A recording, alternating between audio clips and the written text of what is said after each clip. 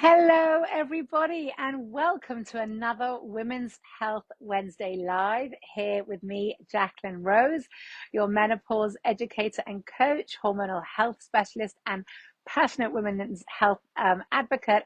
I have not done one of these Women's Health Wednesday Lives for a while, but I am back. And today I am super excited to talk to you about hormones, but from a different perspective.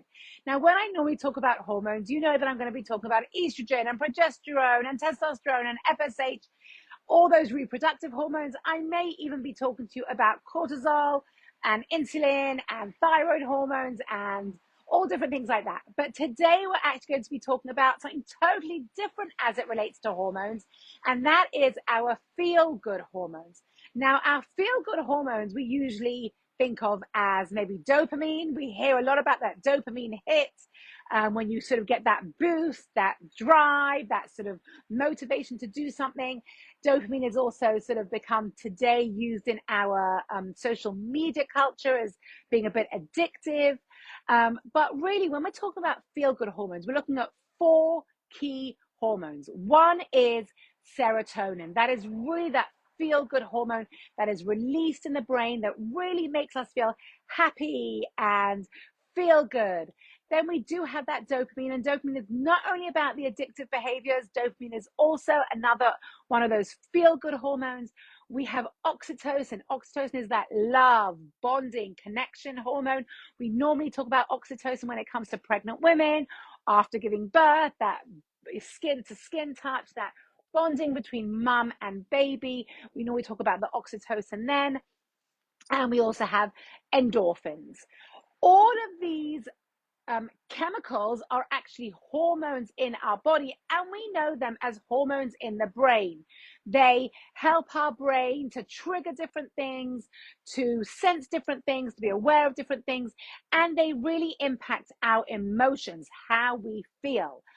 The thing about these hormones, specifically serotonin, oxytocin, and dopamine, is where they are actually produced.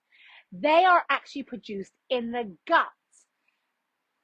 We know that serotonin, 80 to 90% of serotonin is produced in the gut and travels up into the brain and is released in the brain.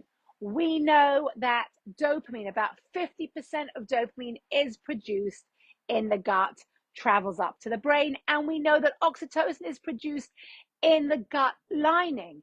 That means these hormones that we've always thought of as brain chemical hormones function and work in the brain, but they are produced in the gut. So when we talk about feeling good, and we're always thinking about wanting to release these chemicals, we may need to start thinking about this from a slightly different perspective.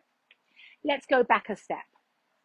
We know that in perimenopause and menopause, women have a lot of fluctuations in their mood based on their changing progesterone and estrogen.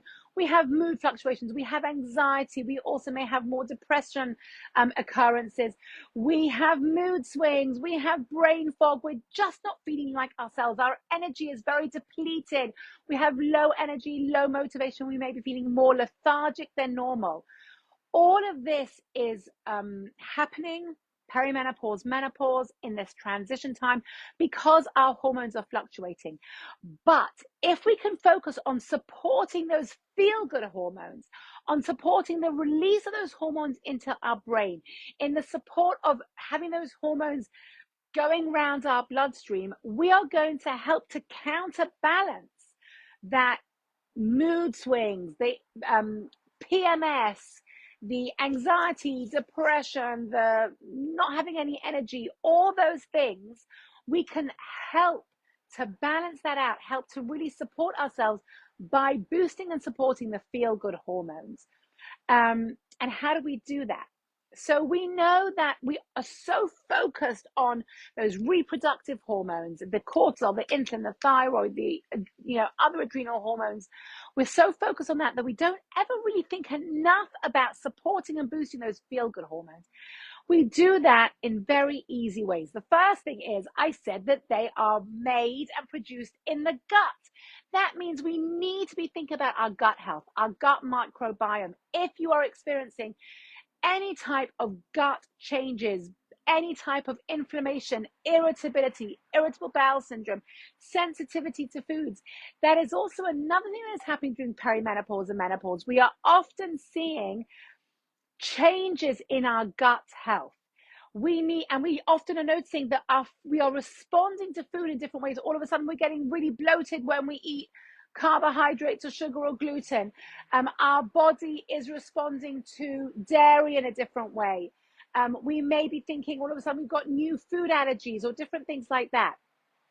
We need to be supporting our gut health, because if our gut is out of balance, it will not be producing optimum levels of those feel-good hormones, the serotonin, the dopamine, the oxytocin. As we said, they're produced in the gut. Therefore, if their production is not optimal, then they're not going to be functioning in our brain. It's not about the brain releasing them. It's that they're just not being produced in our body. So we need to be focusing on our gut health to ensure that those hormones are being produced at optimum levels. The other thing is we can help stimulate their production by doing things that help to make us feel good. We can stimulate their release by socialization, social contact, touch, hugging, surrounding yourself with things that bring you joy, by people that bring you joy, laughing, going to see, a movie with friends, being in an environment that, is supportive to helping you laugh. When you go out with a bunch of girlfriends and you spend the whole night cackling and laughing and giggling, that is boosting oxytocin and serotonin. That is boosting those feel-good hormones. You come out of those evenings feeling so good and you've had a really great time. That is the hormonal response to socialization. Anything that brings you down, anything that is energy depleting, is not going to be helping you to boost those feel-good hormones. So those feel-good hormones are really of critical importance when we talk about hormonal health, hormonal wellness, hormonal balance. When we talk about wanting to help manage our symptoms and really support ourselves during this time, we're not only talking about all those other hormones. We really are talking about as simple as it is of, going out with a girlfriend for coffee. That can be boosting your feel-good hormones. So really simple things. Feeling amazing in midlife does not need to be complicated. It doesn't need to cost you a huge amount of money. It can be as simple as just doing something that makes you feel good, that really is supportive, that really is bonding. All of those things are really important to do in midlife to help support our overall hormonal health and wellness. And if you want to know more of these simple, easy tips and tricks, if you want to figure out and help get some support and help to really understand what's going on in your body in midlife, send me a DM, put a message in the comments of this video. I would love to support you on your journey to feeling amazing in midlife. Have a fantastic day.